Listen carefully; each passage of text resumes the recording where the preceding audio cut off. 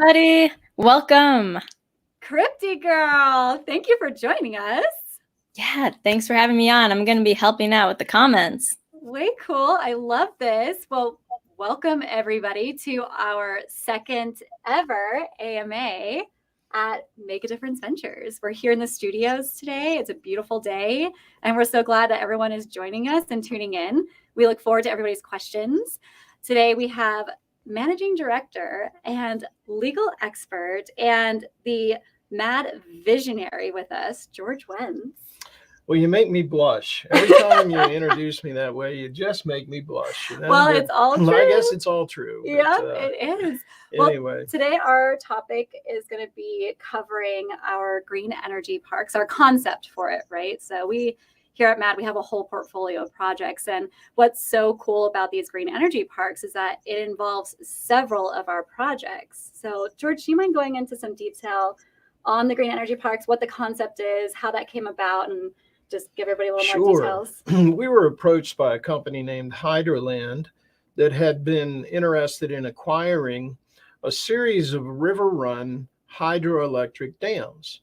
And these are small electric dams throughout the country that usually are 1 to 2 megawatts of power. Now, just to give you an idea of what that means, in a really, really cold climate in the winter, 1 megawatt will heat about 100 homes. In North Carolina, where it's much more temperate and we are not having super freezing weather, you can run maybe 1,000 homes off of a megawatt of power. So the cool thing that we like about river run dams and the hydroelectricity that they produce is, one, it's carbon free. That's really cool. That's right in our wheelhouse, advancing the world towards carbon free power. So this does that. The other thing that we like about it is that river run dams have a bypass system where the river still runs and fish can make it up and down the river without having to go through the turbines. So ecologically, we're a lot happier with that than we are with like the Grand Coulee Dam or these huge dams that just block the entire river and all the fish end up, right, in those difficulties. So we don't have those problems. The design is well thought out. Yeah, it's very well thought out. And historically, these are really cool dams. So we were able to assist both financially and with our expertise, Hydroland, in acquiring this series of 24 megawatts of power for a very, just probably one of the best deals we've ever worked on. We got it for a very good price. I'm not allowed to say what it is on the air, but it was, just believe me, it was pennies on the dollar from what they started out with. So we did a great job helping them out. We have now we're partners with them in this series of dams. And so we're super excited about that. What that does for us is it allows us to use, in conjunction with Hydroland, the land around these dams. Now, they're all different. So what we can do at one, we might not be able to do at another, but our vision is to take these dams and the property surrounding those dams and turn them into green energy parks. So what does that mean? What are we thinking? Well, we have the next generation of battery technology, which I think I may have described to you in the past. Right. We have the ability to deploy solar power on the property surrounding these dams. Some of them are in a position where we can take advantage of wind power, so we could deploy wind. Now, why would we deploy wind and solar and batteries all in a place where we already have a hydroelectric dam producing power? Well, there's transmission lines. When you make energy, you have to get it somewhere, right? Right. Doesn't do any good to just make it out in the middle of nowhere. You got to get it to where people can use it. So the transmission is already existing in each and every one of these green energy parks that we now are owners of. And so we can get more power, more green power out onto the grid. Also, because it's green, it is more valuable. We're able to go and renegotiate the contracts for the sale of that power to the end user, getting a higher dollar per kilowatt hour. So all of these things allow us to optimize and enhance and also deploy all of our tech in the same spot and then take all that green power and we can transmit it to wherever we need to. Yeah, that's fantastic. Because all these projects, we're pulling together from our portfolio and letting them all enhance one another, right? Without. Yeah. The whole idea is to create a symbiotic relationship between all the projects. What are we trying to do? We are trying to move towards carbon-free production of electric power and carbon-free transportation. So we don't want to be burning fossil fuels to make electrons and transmit electrons, and we don't want to be burning fossil fuel inside of an internal combustion engine, polluting and adding carbon and greenhouse gases to the atmosphere. Those are the things that we need to knock out. If we don't knock them out, then what's going to happen is we're going to be seeing some large autocratic government entity come in and take the people out of the equation, which is what we're trying to prevent, and do it for us, right? Our philosophy is, with the help of the people, we can get this done through the private sector. We can make it happen, and we can avoid things like climate lockdown, which we're hearing about already, right? We've had COVID lockdown. Now we're hearing about climate lockdown. We're hearing about all these, global solutions to the problem. We're not globalists. We're not people who agree with that approach. We happen to be people who think that we are free and we're intelligent. And we happen to think that people in the world, everyone out there, has a good brain and can use it. So what we're trying to do is we're trying to create an opportunity here for everyone to get involved in being the solution to the problem. Green energy parks is one way to do that. We have a bunch of ways that we're doing it that we're just super excited about. Another way that we can use these green energy parks is for transportation. Well, how could you do that? Well, what it takes to produce green hydrogen is electricity and fresh water. Well, what does a hydroelectric dam have a whole lot of? Fresh water and electricity, right? So we take those two, we put the equipment that makes the hydrogen right there, and then we can produce carbon-free next-gen fuel for fuel cells to power electric vehicles, right? Yeah. So, these green energy parks, when we're done with them, the impact that they're going to have is going to be dramatic. It's going to be way beyond. See, this is the vision. We look at projects. People come to us for help. We look at what they have, and we get our team of experts together, and we go, this is where they are right now. But if we did this, it could be so much better. Yeah. And that's tweaking what we already have. It's optimizing it. It's enhancing it. And it's making it happen faster. When people get involved in MAD, that's what happens. Yeah. That's what we make happen with their help. That's how we do it. That's so great. These green energy parks, we're pumped up about them. We think they're super cool. Hydrogen production, solar, wind, battery, right? Our next gen batteries are super cool. I don't know if I've talked about them, but I mean, they're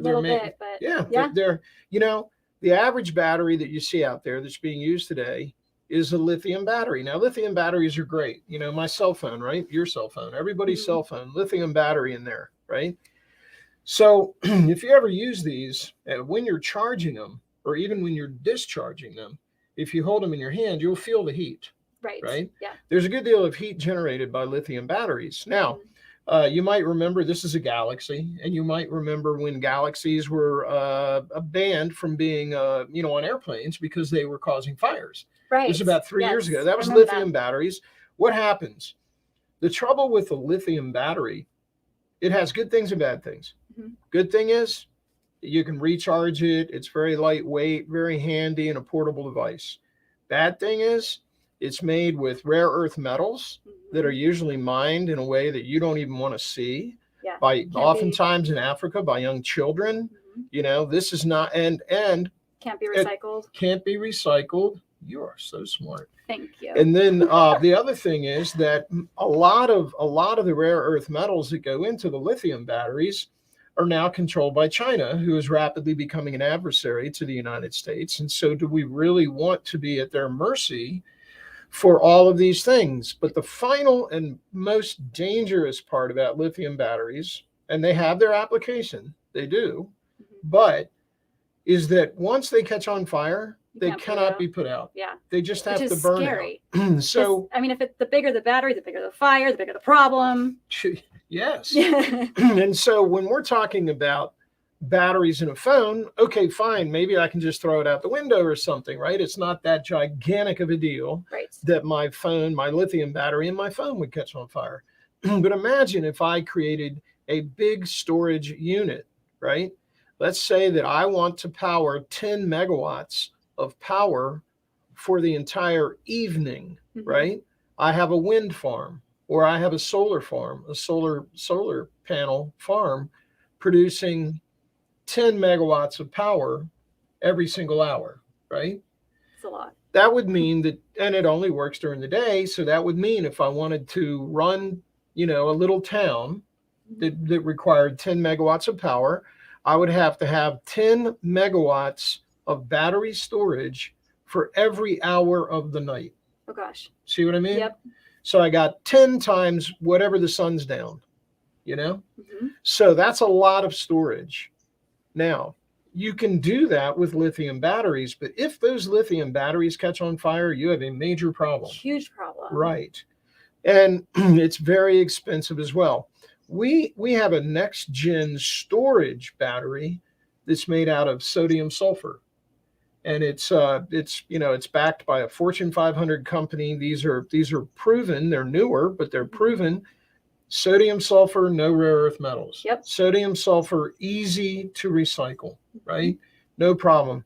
Sodium sulfur, you can cycle them up and cycle them down for 20 years, guaranteed. Oh, wow. So we have a massive storage capacity that we can build into our green energy parks so that we can create green energy going out to whatever community that these green energy parks are in. Yeah. And we can do it safely. We can do it without the fire problem. We can do it cheaper. And actually, in the long run, it's much more reliable than using the alternative batteries. So we're excited about that, and we're rolling those out. So a lot of good things we're trying to do, and a lot of good things we're excited about. Let's check in with Crypty really quick. Do we have any questions, Crypty, that we need to get? I don't know if she can. Hey, guys.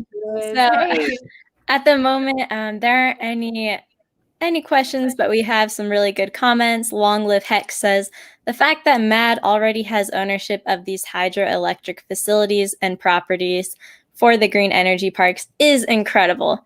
Yes, that is so incredible. I mean, something that we're really proud about too, Especially considering they haven't officially announced the launch of Make a Difference. Yeah, we have a new website on the way, and that's going to be really good for getting our information out too. Well, you know what we didn't want to do? We didn't want to come to the public and blow a bunch of moonshine, moonbeams, smoke, Yeah. So we put money into a variety of projects that are real, so that when we came to talk to the people, we would have something that we could talk about that was actually happening now. Something to show for. Something that they can, tangible, right? Yeah. We're not selling some hope or some dream. We actually have taken since George looks fantastic. Maybe I have lost a little bit of weight. A couple pounds, maybe. That's an inside joke there. But, that's great. Any event, one of the things that we wanted to do is be able to come to the people, show them that this could be done. And we're in motion. And we're already there, yeah. Right? It's a lot easier to get people, to get on a boat when the boat has the wind in its sails, We have the wind at our back. Totally. We're already doing it, we're doing it. We're not just talking. We've already negotiated these deals. We've put these deals together. We've put money into these deals. They're real, and they do make a difference. The batteries, they're real. We got those, we already have that. We've done that. The green energy parks, we're already there. We're invested. We're partners in those projects. We have them. Our green hydrogen production facility, we're already there. Our first net zero carbon LNG liquefaction facility that will replace the use of really nasty lignite in coal-fired power plants in Germany. That's there. We're doing It's it. huge It's too. rolling It's out. so big. Well, that will retire a billion, um, a billion metric tons of carbon from the atmosphere. Wow. A billion metric Billion. tons. A billion metric tons. That's the Huge. that one project has the single most impact of retiring greenhouse gases from the atmosphere than any other project. Yeah. Because just It's imagine, incredible. you know, when you once you take out those coal-fired power plants in Germany, the impact is just huge. Yeah, it's you know. tremendous. So, have we been able to test our battery backup with the hydropower yet? Absolutely. These we're not the first people to be deploying these batteries. They're actually made by a Fortune 500 company. They deployed them initially in Japan. So we, as a group, we sometimes bring untested technology forward because we check it out, we really thoroughly research it, we believe in it, and we will take some of our money to test it, you know, and bring it forward. But where possible, we like to minimize deployment risk. We like other people to, you know, be the first through the chute, right? Because you're going to stub your toe if you're the very first one. So in this instance, we are these batteries are not being commonly deployed in the United States yet. That's our job, but they have been deployed and they have a history of really good, successful use in Japan. So you can look up sodium sulfur batteries and you can learn about them because they're already out there, and you'll see the advantages. Yeah. We think that the advantages for this particular application are huge.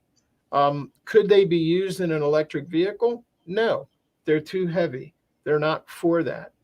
What we think electric vehicles should be powered with is hydrogen fuel cells, which create the electricity to drive the electric motors. And that way you can bypass having the massive lithium batteries in the vehicles. They're so heavy, you know, they're a fire hazard.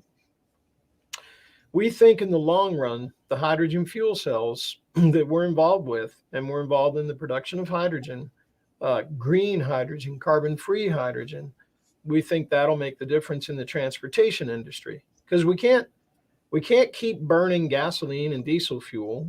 Yeah, I mean, it's been the same forever. It hasn't evolved and changed and grown and improved, and we're finally getting to that point where that's going to happen now, and we're going to make that happen. I mean, well, we can, and we're excited about it. That's where the hydrogen fuel cell comes in. You know, Honda's done a lot of work on hydrogen fuel cells. It's not that we can't make hydrogen fuel cells work. We can. We don't have the hydrogen. Right.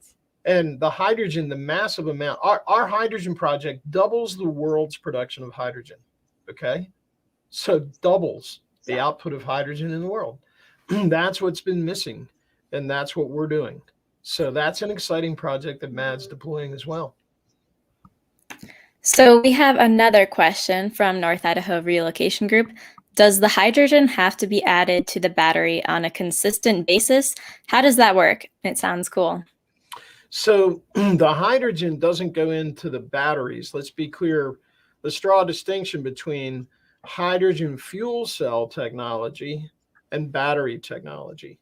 Batteries store electricity and then you cycle them up and then you drain them. So when the wind is blowing and you have a lot of wind power, you put it into the batteries and you charge them up. When the wind is not blowing, you take it out of the battery, cycling it down. Same with the sun. Any sort of variable input, you save it and store it in the battery.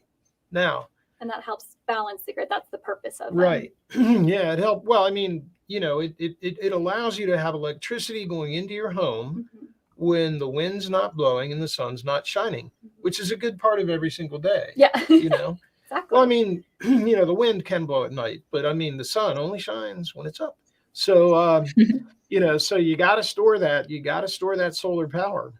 So Here, what we're talking about is hydrogen being used in what's known as a hydrogen fuel cell, which is an emerging technology that allows the use of hydrogen in a fuel cell to produce electricity. And they've gotten the technology down to the point where it's small enough that it not only could you put a hydrogen fuel cell to power your home, which we think is super cool. Yeah. You could also use a hydrogen fuel cell to power your car. So now you're totally independent. You do need to buy the hydrogen because the hydrogen does need to go back into that fuel cell and replenish the fuel cell. But the fuel cell is not a battery. It is a way to create electricity with the use of hydrogen to power either your home or an office building.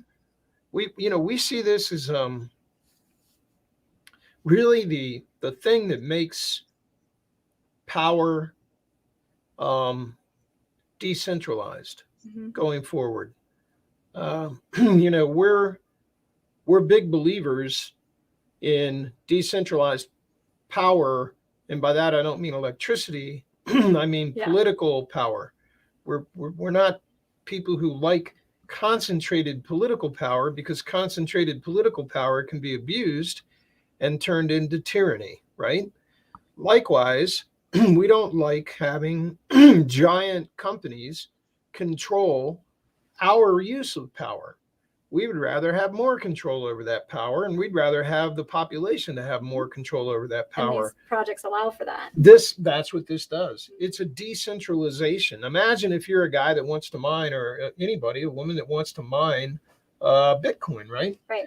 What would be cooler than having your own power source? Wouldn't it be cool to have a hydrogen cell in your house and you're totally in control, right? You can mine and you know what you're making, and then you can go buy the hydrogen to put it in. Right now, you can't do that because there's no hydrogen out there. All the hydrogen is bought, by NASA and, Amazon to shoot rockets, and Musk, and all the big, all the big boys. Yeah.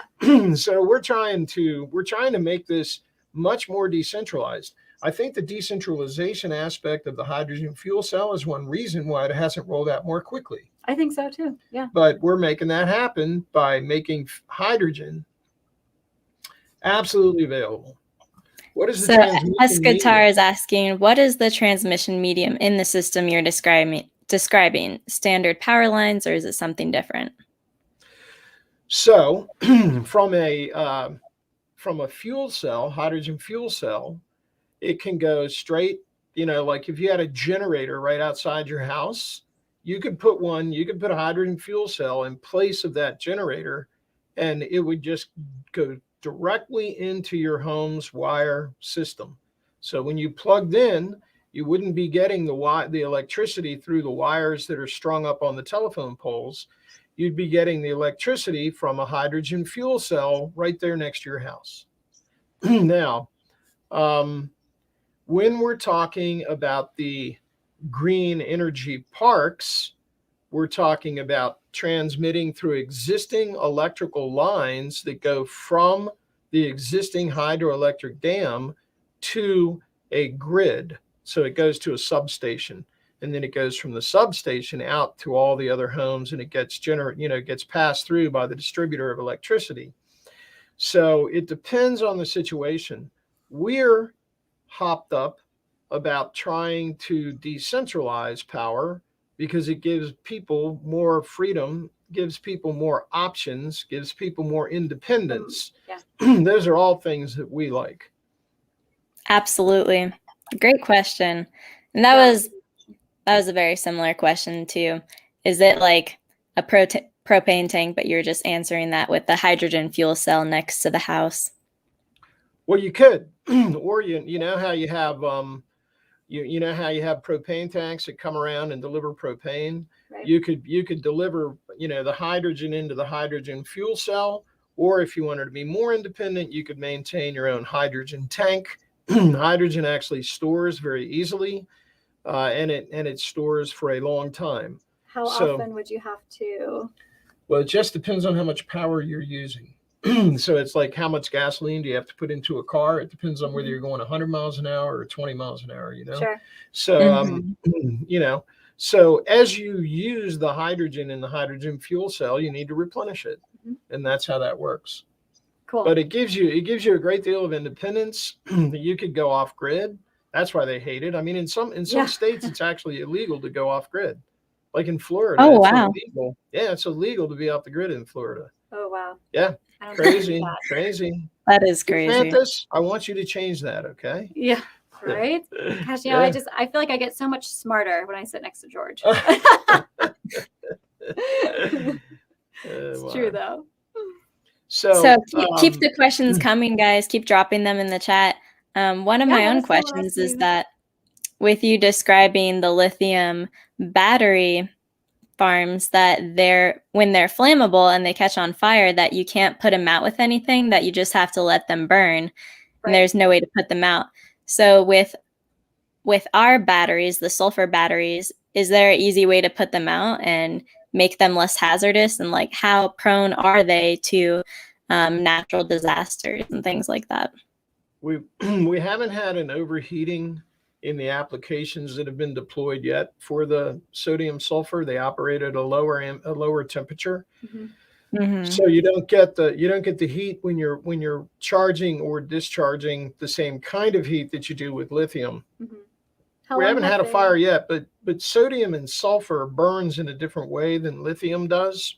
And so therefore, lithium burns more like phosphorus. If you've ever seen, like sparklers, and on the 4th of July, and those are extremely hot. And you put them in water and they sometimes don't go out. That's the kind of the way lithium does, is it burns and it generates its own atmosphere to continue the burning. And so you can't put it out because it's self-sustaining. Sodium sulfur requires oxygen coming from an exterior source to burn. So you could put it out with foam, for example, and there are techniques to put it out.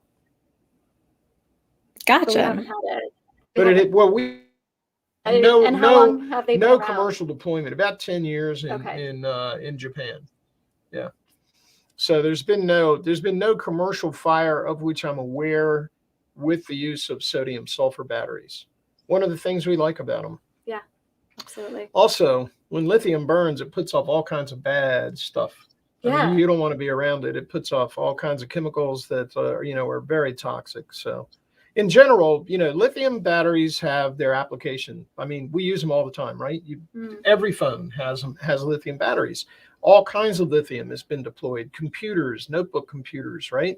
And it's been deployed pretty successfully. And it's actually where it starts to go beyond its perfect application or its best use case is when you start to put big batteries out of lithium, big size batteries out of lithium, because then you get into the overheating and you get into this issue. The other thing I don't like about lithium is just the fact that it's very difficult to recycle.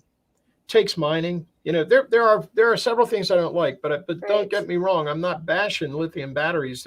They've done a lot of good. They're in use in a lot of products, and so with our batteries that we're going to be using, we're using large ones for battery farms. Yes. Do they? Can you eventually make them smaller? I am sure we will be able to miniaturize those over the course of time, but we're not there yet. Right now, these are batteries that you don't want to use in an automobile because they're just too heavy. Right. You'd never be able to use them in a quadricopter. When I fly my quadricopter, you know what I'm saying? I I'm fly ready it for it, lithium. George. I'm ready. So meet George Jetson. Anyway,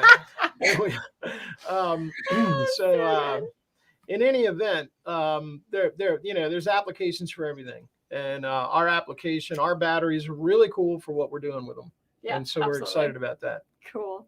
There was a question about transmission, and we are involved in a really cool transmission technology that we haven't pulled the trigger on making our monetary and partnership with this technology at this point in time, but we have been doing some due diligence on it for about 4 years.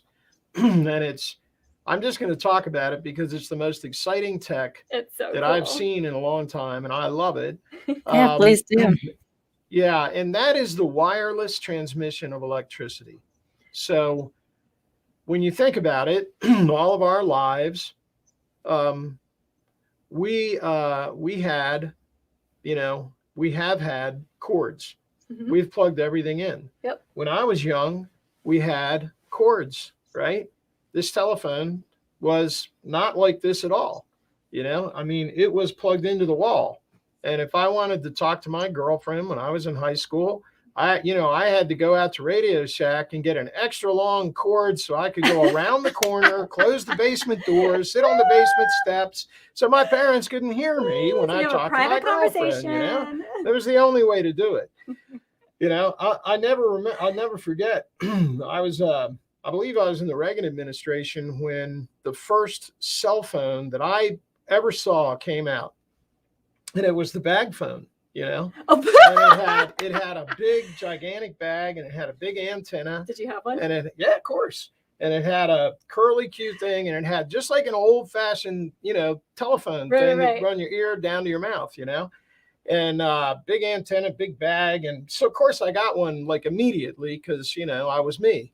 And so I'm in Washington, D.C., where I was working at the time. And I used to take a train home, and I got my bag phone, and I'm sitting there and everybody's kind of looking at it, so I pull it out, and I'm pretty sure the train is just about to take off out of the station.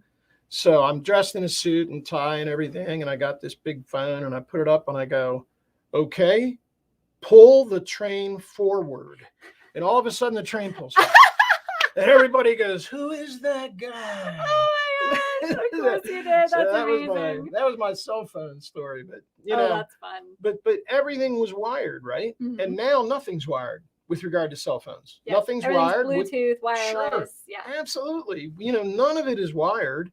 Well, people in the 1970s, if you'd have told me that I'd have been talking on a phone wirelessly all the time, I would have said that's crazy.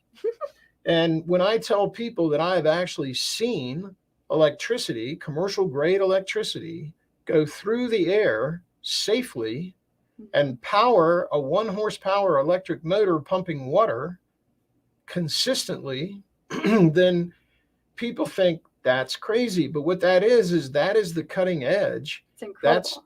That's the same kind of progress that has been made in the cell phone. So how far can this wireless go? Well, at this point, we have, I say we, I'm not, I know the tech, I've seen the tech, I've been all over it. We don't own it. We have not even partnered yet with them. We hope to, and we think we will, because we like this tech.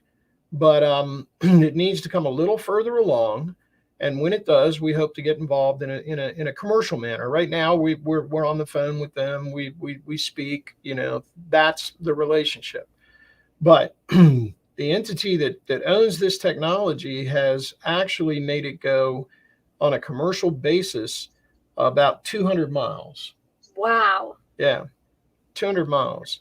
So that's amazing. Yeah, they transmitted it from point A to a receiver on an RV. Right? Yeah. And they received it, and they ran the entire RV 200 miles away on wireless transmitted electricity. That is very cool. So, everything. Right? Yeah, the whole thing. So these would be ideal for our green energy parks. Don't you think? Absolutely. Well, that's so actually cool. One of our next questions. Would these wireless transmission towers be used in our energy parks? They would absolutely be used in the energy parks as soon as we get them, right? Mm-hmm. What I've talked about so far is stuff that we have. We have the wireless tech, we have the entree to, but we don't own it yet, right? Mm-hmm. So I just want to be clear. I don't want to mislead anybody. We're looking at 2 different types of wireless transmission of electricity. One is a company down in New Zealand that is successfully transmitted wirelessly from point A to point B, line of sight. The other technology actually bends with the curve of the Earth, and we can set up a field of wireless electricity all the way around the globe. Wow. There's both of these techs are cool. Both of these techs are useful. Both of these techs are neat. For different applications? But for different applications. Okay. So imagine, so the answer to Johnny Rico is yes, absolutely. Once we perfect them, once we get our commercial relationship established with this technology, we intend to deploy it. We're pumped up about it. We think it's a major solution to a lot of problems. So yes. Yeah. Just imagine if I put a tower in one of my green energy parks and I wirelessly transmit electricity to, for example, a locomotive, right? Right now, we have massive smoke coming out of a locomotive, particulates, because they're using heavy diesel fuel, sulfur, NOx, SOx, all kinds of bad things. But locomotives are actually electric. That's really all that diesel fuel is just pumping a generator. And the generator is then going to the electric motors that power each and every locomotive. We could bypass that generator. Right. We could put a receiver on the locomotive or in a half car immediately behind the locomotive. Early on, we're going to miniaturize these things down. Now they're relatively large. They're about the receiver that would work for a locomotive is about my size, so extremely svelte. Anyway, but it would be a relatively good sized receiver that would that would receive it, but then it would give it endless range and it would do away with diesel fuel in a locomotive. That's just one application. Once we miniaturize them, we hope to build them into vehicles so that we have electric, rangeless electric vehicles, right? So receiving real-time electric from the air. Right. Boom, right? Yeah. It's really incredible. How safe? We don't have that tech yet, guys, but we're going to get it. I just want to be clear, okay? Yeah, absolutely. How safe is this wireless? You know, it's a very, very low frequency. And so the global one is a very low frequency. I have stood in its path. I've been all around it. I've been everywhere, and I've never, it's never had any problem that I can tell. I spark a little bit, when I get in the swimming pool, but no, there hasn't been any problem with health. And we actually received some government agency permits and approvals to do what was done. And those folks think that there's no problem health-wise with it either. Actually, when the studies that have been conducted show that talking on a cell phone is more deleterious to your health and puts off more, electric radiation, electromagnetic field than does the transmission of electric power. Wow. Now, how that does that, I got to tell you, man. But that was my first concern. Right. Was the health aspect of it, because I don't think 5G is healthy, So, but the difference is 5G is a microwave, and I see what happens to things you put in a microwave. Right. Yeah. So, take rocket science, right? Yeah, I'm just a practical guy. I don't want to, don't put me in a microwave. So Paul Drake is asking, are the sodium sulfur batteries recyclable? Yes, they are. They're easily recyclable, unlike the lithium. And the other good thing is there's no mining involved. Yeah, we love no that rare too. earth metals. The thing is that if you think about, what we like to look at it, make a difference, is we like to look at the carbon content of the entire value proposition, right? So if you're looking, for example, if we're looking at ethanol, we don't discount all the diesel fuel that was used to plant all that corn and to harvest all that corn, right? That was then used to make ethanol. So you've got to count that, right? Yeah, it's part of it. And so if you're looking at lithium batteries and you're saying my electric car is so cool, it's powered with lithium batteries, it's green. Well, there was a lot of mining that went on. Involved with that. Tremendous mining and processing that went on, all of which was done with fossil fuels. Right. And so if you really wanted to count, for example, copper, which is used in every electric vehicle, simply doesn't come out of the air, right? You got to go get it. You got to go mine it. That's all currently done with diesel. Now, just imagine, if you will, a world where we had wireless electricity, right? We could have electric vehicles doing all of that mining for copper. And we wouldn't be putting the particulates into the air. We wouldn't be putting the greenhouse gases into the air. Mm-hmm. There's a massive amount of diesel fuel involved in copper mining and processing. If we can get this wireless electricity over the finish line and deployed, we knock that out. Yeah. So that's super exciting. And I feel like a lot of people don't think about the full process of that, right? Like you had said, they don't think about what goes into the mining and then how that pollutes the earth and everything that is involved with it. Really. So yeah, I've been up to one of the largest coal mines in the country, which is on the Navajo Nation land in Arizona. And the Navajo Nation does a great job with it. I'm not criticizing them. They're wonderful. But strip mining of coal is a process that when you see it, you simply think to yourself, gee whiz, I wish there was a better way to power things than just scraping off the entire surface of the earth and digging down and gouging it out. You know, your heart goes out for Mother Earth when you see those things. Mm-hmm. So the more we can do to minimize those types of things and still have a developed world where people have healthcare, people have safe homes, heated homes, cooled homes, all those types of things. How do we do it better? You know, that's what we're looking at. Yeah. That's why we're excited about hydrogen. Hydrogen does all those things. Mm-hmm. That's why we're excited about the wireless electricity. You know, we can use geothermal, which is the United States is blessed with massive geothermal power. Geothermal is basically hot rocks underneath the surface of the earth. You go down and you run water lines through the hot rocks and it creates steam, and you use that steam to power a turbine. There's no fossil fuels involved. There's no greenhouse gases emitted. There's no pollution. They're in the middle of nowhere. Yeah. They're in the middle of absolutely nowhere. And so you can't. So what are we powering here? Yeah, you're not powering anything, right? That's why the geothermal in the United States is so low, but because you can't transmit it, right? Mm-hmm. You got to transmit it.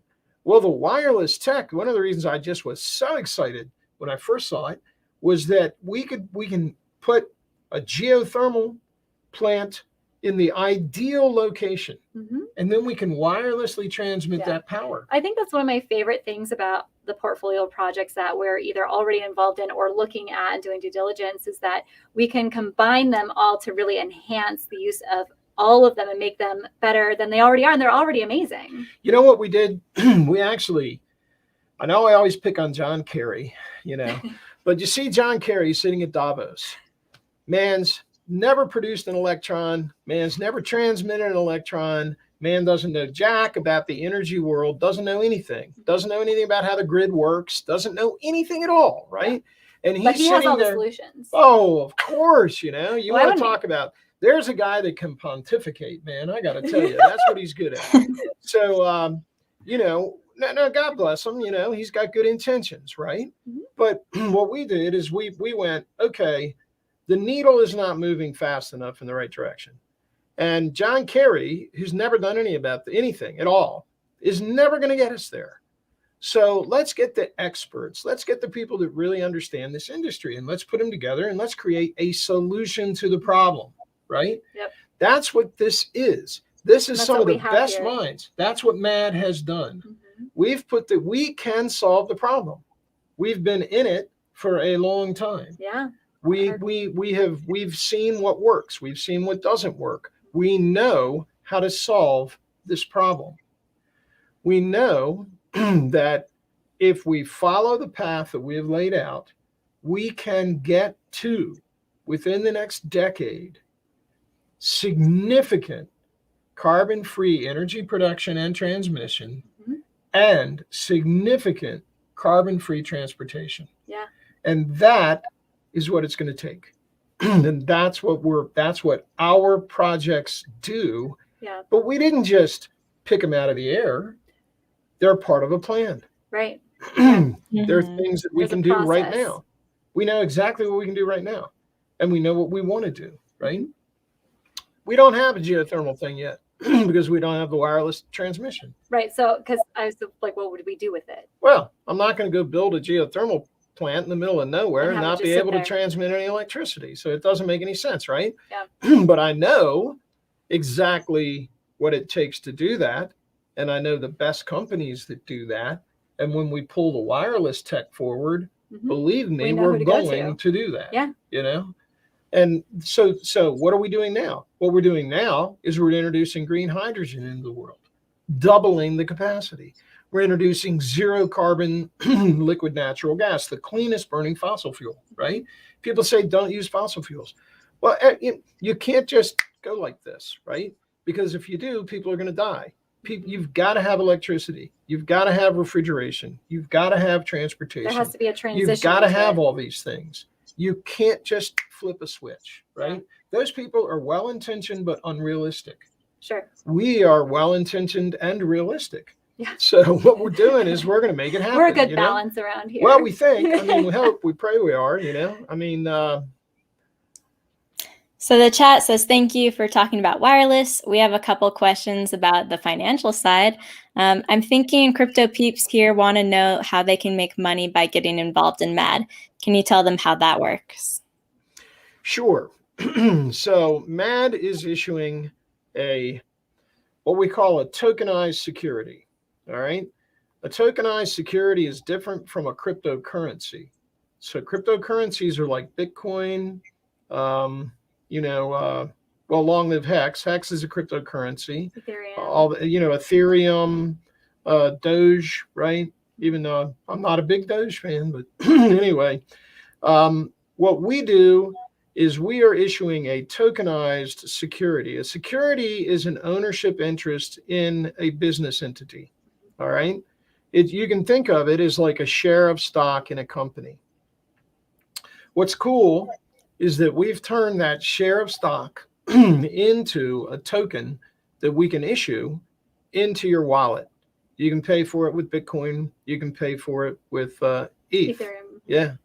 And then you can be an owner of everything we're talking about here. Okay. Now, everything that we are involved in spins off revenue, and we target between 18 and 20% return on investment. We distribute those returns back to the owners. And me, I am not an owner of the MAD. I am a general partner of MAD. So we make the decisions as to how MAD runs, and we prudently and wisely invest the revenue that we raise by selling the securitized tokens. And we then make money. When money is made and distributed back to the token holders, we get a cut of that based on how well we do for you. So if you don't make money, we don't make money. If we don't make money for you, we don't make money. So we are incentivized. The whole purpose was to align the incentive of the people running the show with the people who actually own it, which is you. And that's why we didn't take tokens. A lot of times you see in the crypto world, they do an ICO and the founders take 80% of the tokens. Well, that's a misalignment of interest, because then they want to dump their tokens, right? And that is not good for the value of the token when the founders start dumping it. Right. That's not what you want. So we don't even have those. We don't have those. We have some that we've reserved to incentivize key folks that the general partners can then bestow upon them or use them as a currency to get people to do things. But the vast majority of the 12 million tokens that we're issuing go to the public. 800,000 of the 12 million are reserved to go to key people, but not the founders like me. So what we get is we eat what we kill. If we don't kill something, we don't get any food. We've got to perform. We're performance based. That way, our incentives are aligned with your incentives. So you get distributions. As money comes in, money goes out. You get distributions. But the other way that a token holder can do well is if the token appreciates, which we believe it will, because we're creating a great deal of value here. Right. So not only do you get payments in the form of distributions as a token holder, but on top of that, you get the appreciation value of the token itself, which is just as maybe you own Apple stock. Apple stock goes up as the company does well, right? Your token goes up the same way in MAD as MAD does well. And we're involved in some of the most cutting edge, coolest projects out there in the green energy field.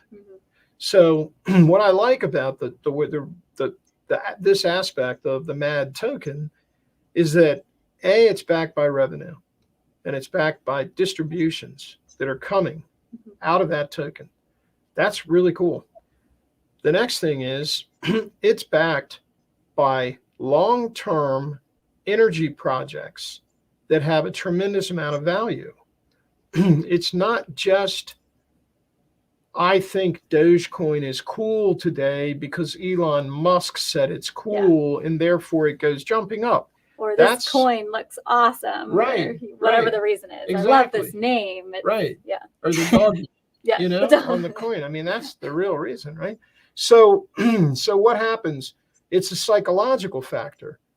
But our token, which is actually represents a share of ownership in MAD, our token reflects the value of MAD. And MAD creates long-term energy projects that last for 20 years. And that's what that token is backed by. So there's really two ways. You get distributions and you get the appreciation in the value. And it could go down. Everything goes up and everything goes down in the whole world. So I'm talking about appreciation, but I'm not promising that because it could go down some. I mean, any token that you look at, or any currency that you look at, or any stock that you look at goes up and down. Right. But what we're looking for is a nice, wave like this. Yeah. And as we add value to our portfolio, it will be doing that. Love it. Yeah. Blessing the world and getting paid to do it. More questions on that. Any idea when the first returns may happen? It's a great question. That's a really good question.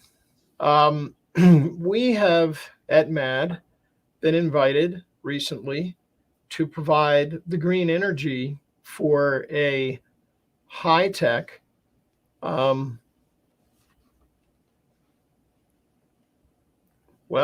it's a big data farm, really the way to put it. So this is a super secure, super efficient data farm.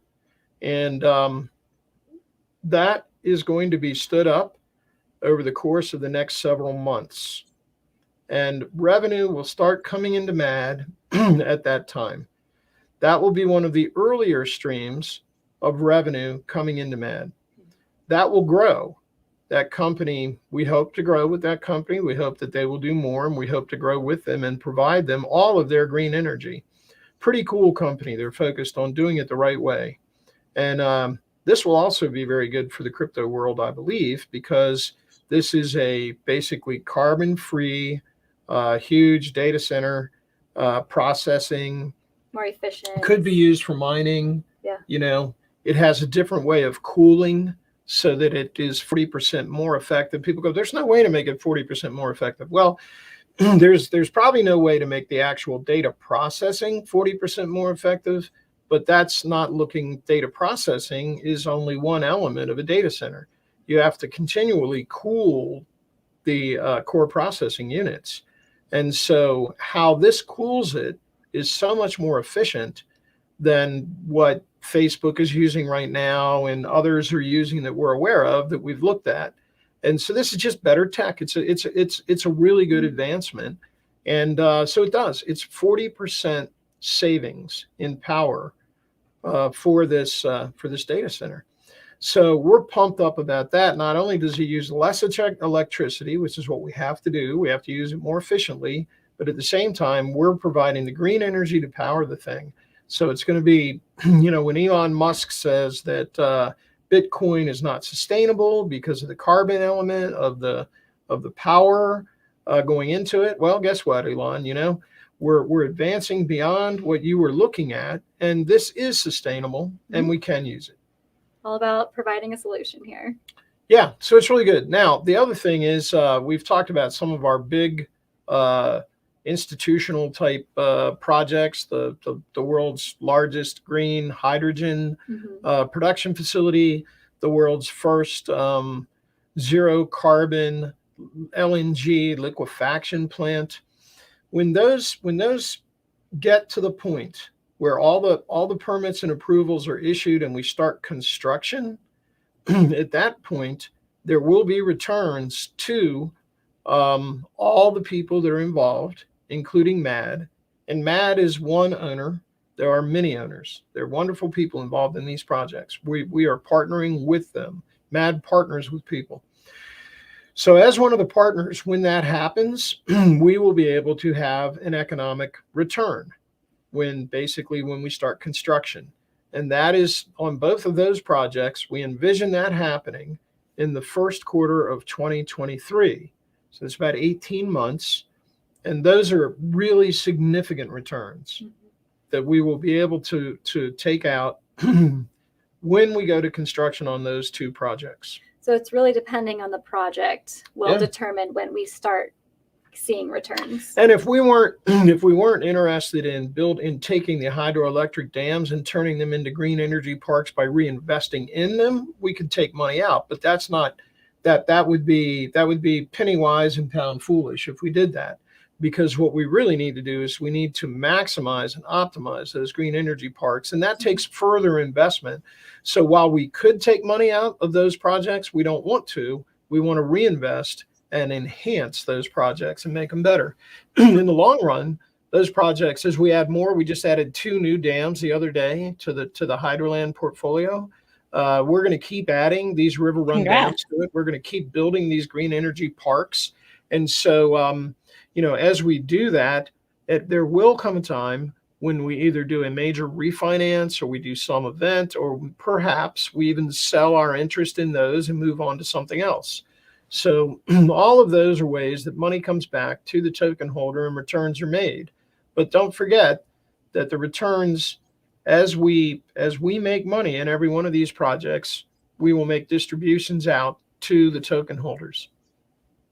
So just to recap that, as the people fund these projects by investing in our equity token, then construction starts on them. And then once construction starts, then you can start to get returns back to the people, which on one of the projects could be in the first quarter of 2023. Well, that's true on the liquid green hydrogen and the zero carbon LNG. It looks like it's the first quarter of 2023. On the data centers that I talked about, it could be sooner. We're looking like we're standing up the first phase of the first data center sometime in September, October, something like that of this year. Very soon. Yeah. That's really good. Yeah, really exciting. It really just depends on how we handle the green energy parks that we already have, which is now 26 megawatts.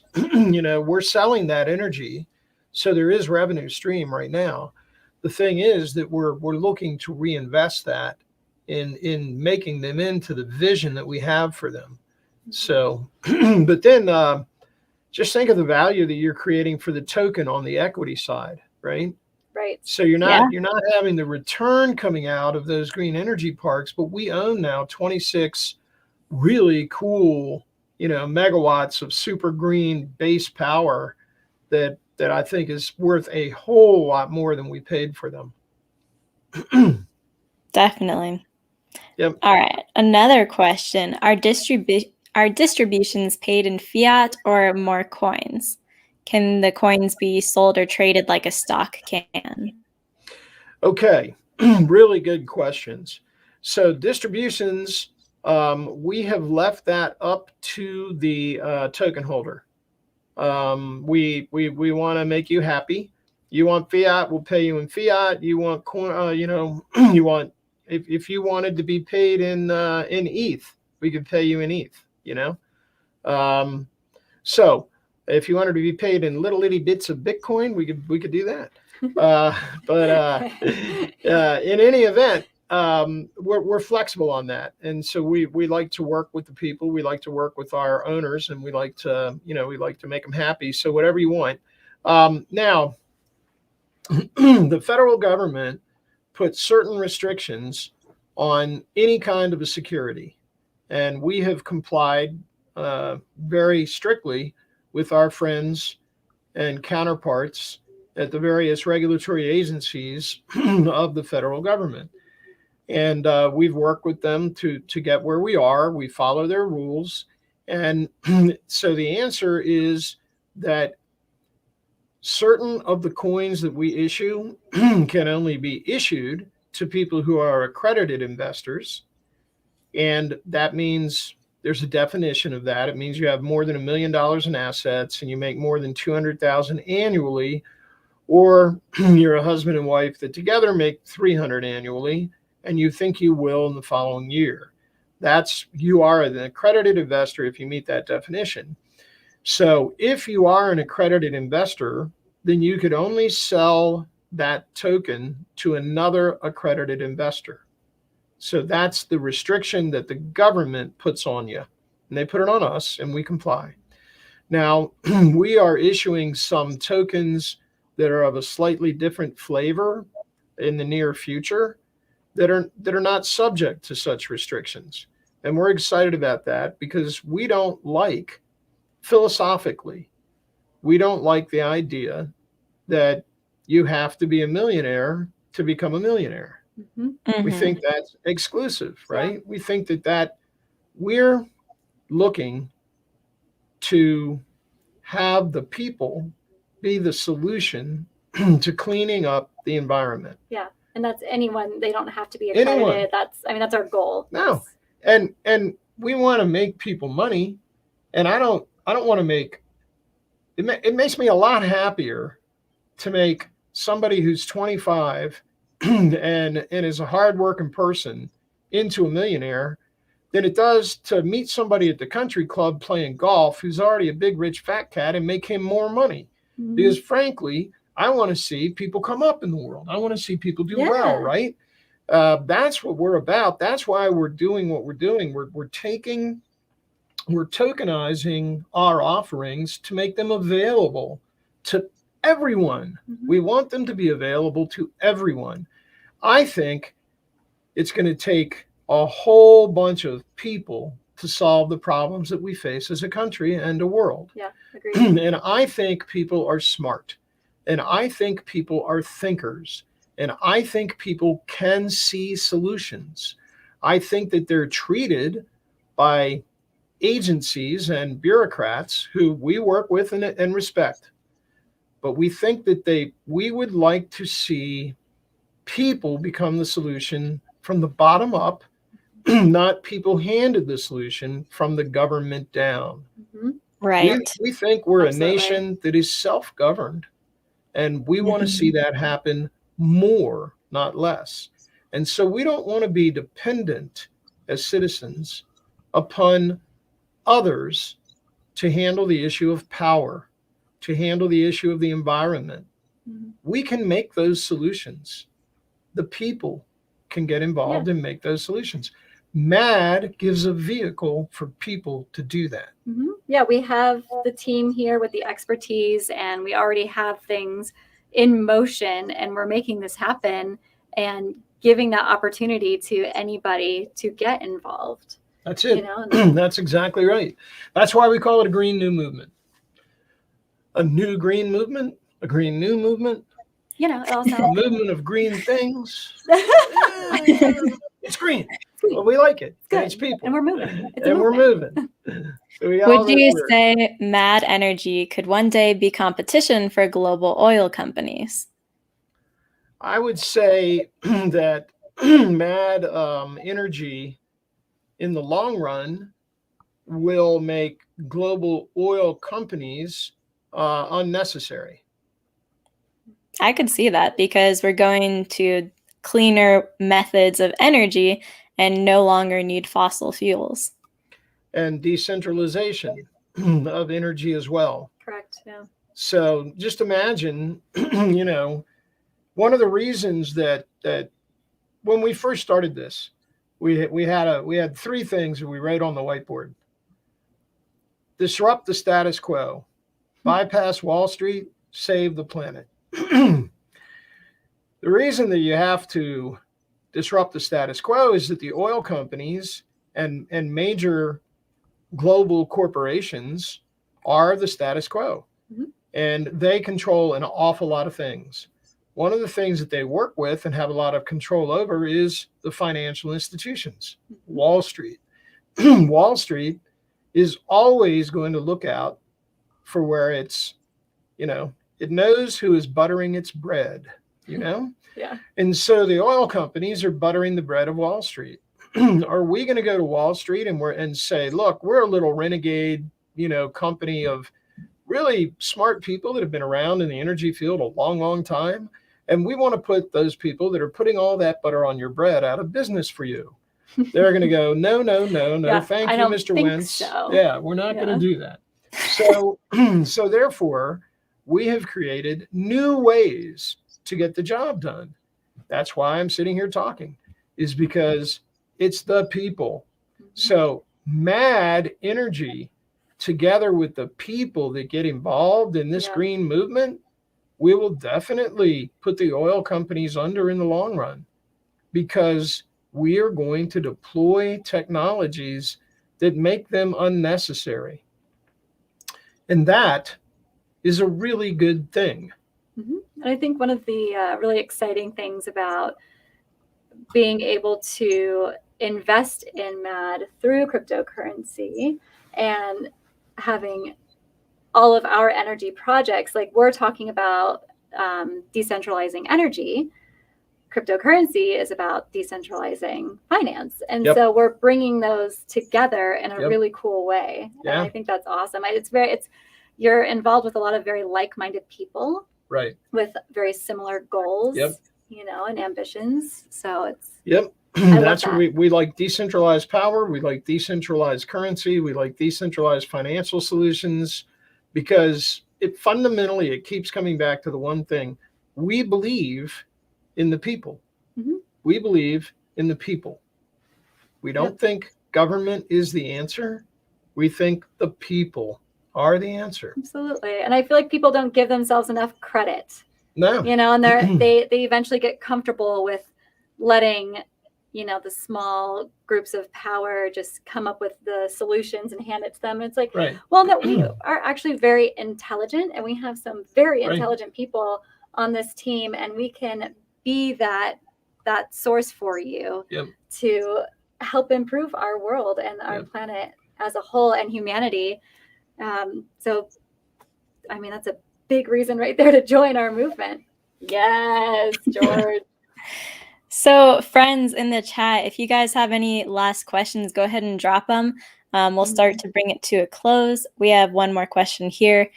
If I heard you right, as an individual, you have to make $200,000 a year or $300,000 as a husband and wife.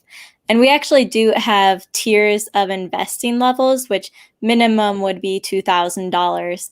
But above that, we have an accredited investor level. But George would be able to explain it better than I. But that is the definition of an accredited investor. That's set by that is set by the government. That's a definition set by the Securities and Exchange Commission. Mm-hmm. And so for the particular coin that we are offering in the first way that we're doing it, it is to accredited investors, and that's correct. We are rapidly as we can bringing an alternative way in. It takes more lead time with the government to get their blessing and get it through all of their regulatory requirements, which we all understand and love the government. But we're working hard to get that going as fast as we can. We are working with our friends at the regulatory agencies to make this happen as fast as we can. But it is a lot of work. It's a lot of legal work. It's a lot of things of this nature. They feel as if they have to protect you. Mm-hmm. We feel as if you're an intelligent person.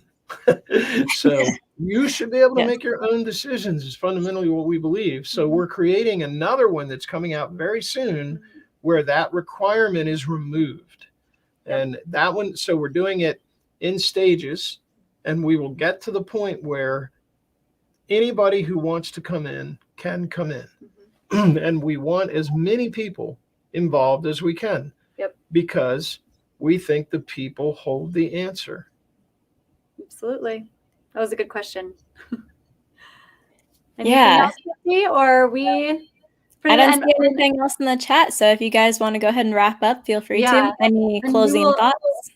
Yeah, we will, of course, anytime there is something new happening or an announcement to make, you will know about it. It will be known, especially if you follow us on Twitter at @MadTheFuture. We make all of our announcements there, from when we're having another AMA, which we're going to be consistent on Fridays.